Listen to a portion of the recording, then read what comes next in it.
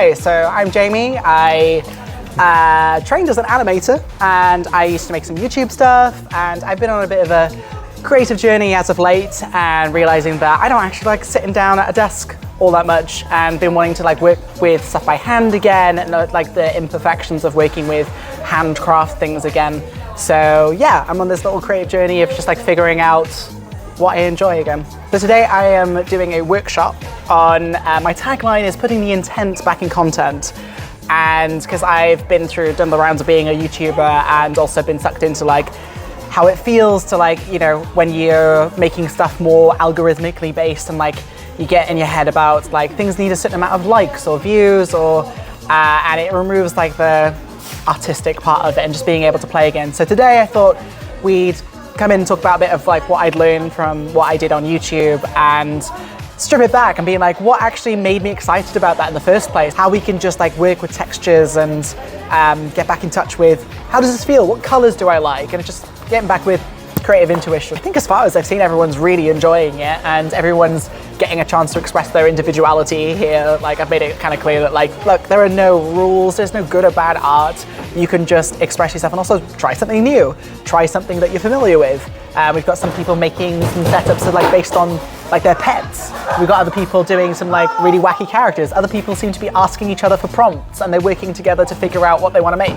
I believe that every single person is an artist, and I think you just need a little bit of encouragement and just an opportunity to explore again without any judgment, without any expectations, just getting a feel for what you like and like what are you drawn to and like trusting what you have inside. That's what I was trying to bring out of this workshop. So if you've ever felt like kind of lost and like overwhelmed with like digitally, you see all these like things that people do and think, oh, I want to do that, but I have no idea where to start. Well, you can just start with just seeing what you enjoy and what you like. Maybe you like roughly texturizing, maybe you like ripping cardboard apart, maybe you like building up a scene.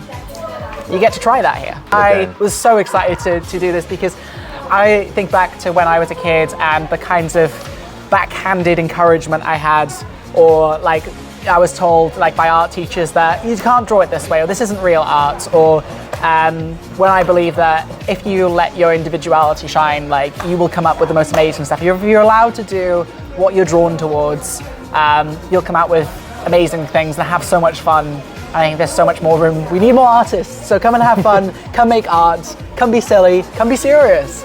Ooh, 3 words. I don't know if these are going to correlate. Oh, like how I think curiosity is the main one that comes to mind, just because I'm trying to get people's curiosity engaged, and I think if we start looking at the world in a more curious way, then it takes a lot of like the fear out of it. When you look at, because a lot with art is like problem solving, and it's just like, hey, how could I do this? Versus, oh, I don't know what to do, I don't know where to start. It's just, hey, let's just make something. Yes. What do you think? I would say fun. Fun, yes, it's definitely been fun. And what would the last word be?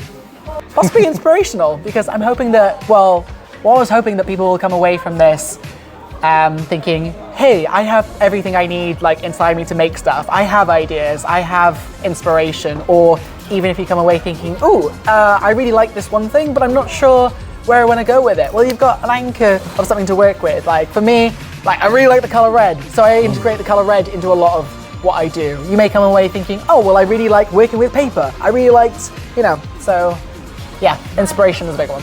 Actually, 4th thing, because just remembered a great one, accessibility, because so I've like planned this workshop in mind for it to be approachable for people of all kinds of brains, all queerness. We respect, like everyone's respectful pronouns here. I started the workshop by introducing my pronouns and saying I'm very neurodivergent, so if anybody has sensitivities, if you don't like the light, put sunglasses on. If you need to go out for a walk and dance about, you go do that. We make room for everyone here and try and accommodate for you as best you can. So yeah, this isn't about good or bad art. You can come like regardless of whether you've ever held a pencil before or whether you edit films. You know, it's meeting you where you're at so that you can have a great time and you can just experience making stuff. That's all it is. There's no expectations, it's just have a good time. So I work for a company called Media Cymru, and we fund innovation in the media sector, and to get real innovation you need to play. You need to mess about, you need to play, you need to not be too worried about what the outcome is. And so one of the things that I wanted to do is invite Jaime along, who's all about play and creativity. All about fun. Yeah, and about doing what you want to do and what feels right for you. And so what we're doing here today is playing and see what comes out of it. I like animation because you can tell any story that you want. You can think about anything, and that's how we get dragons on screen or fairies, or that's how we get really difficult stories on screen as well, where people might not want to be on camera. Animation can do anything you want it to do. Yeah. That's what appeals to me. And I think creating and doing art and drawing, I think it takes your head into a slightly different space, doesn't it? Yeah. I doodle all the time. I'm always doodling. I'm always listening, but I'm just doodling, and I think it unlocks my brain in a different way.